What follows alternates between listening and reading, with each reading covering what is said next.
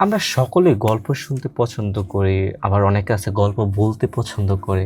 এর মধ্যে কিছু আর বাস্তবতার গল্প হলে তো আরো বেশি মজা লাগে। এর মধ্যে কিছু ঘটনা আছে আমাদের সমাজে অনেকে তাদের অতীতের গল্প বলতে পছন্দ করে, খারাপ পরিস্থিতির গল্প বলতে পছন্দ করে এবং সে চায় মানুষ তাকে সহানুভূতি করুক এবং রাস্তাঘাটে দেখালে আসুক, আইসা বলুক তোমার কথাটা শুনে খুবই খারাপ লাগে। কেন? আপনি আপনার পাঁচটি ঘটনা ঘুরতে গেছে, এটা নিয়ে কেন মানুষের সামনে গসিপ করে? হ্যাঁ, বলতে পারেন এরকম ঘটনা করছে, তারপর আমি এই সিদ্ধান্ত নিয়েছি, তারপর আমি রিকভার করছি। তো আপনারা এটা কইরা দেখতে পারেন, বা এটা আপনার জীবনে ঘটছে খারাপ পরিস্থিতি লাইক আপনি এখান থেকে শিক্ষা নিয়েছেন, সেই শিক্ষাগুলো বারবার আপনি খালি কোন একটা ঘটনা গেছে, ভাই আমার সাথে এটা ঘটছে, আরেক ঘটনা ভাই বারবার বলতেছে, এটা আপনি আপনার পার্সোনালিটি লুজ করে বা খারাপ করতেছেন এবং আপনি সমাজের দৃষ্টিতে একজন চিহ্নিত ব্যক্তি হইতেছেন। হ্যাঁ, ওই ব্যক্তিটা এটা করছে, তুমি কইরো না। ভাই এটা আপনি কইরা আপনি পারেন নাই, আরেকজন আপনার সে উদাহরণ যে আরেকজনকে থামাই দিতেছে। ভাই পাস্টের গল্প পাস, আপনি তখন করেন, আপনি সিদ্ধান্ত নেন, সিদ্ধান্তহীনতায় ভুগছেন বই, তাই না? তো আরেকজনকে বলে হ্যাঁ ইন্সপায়ার করে, হ্যাঁ ভাই আমি পারছি, তুমি চেষ্টা করে দেখো, অবশ্যই পারবে। এরকম তাই পাস্টের গল্প সবাইকে বললে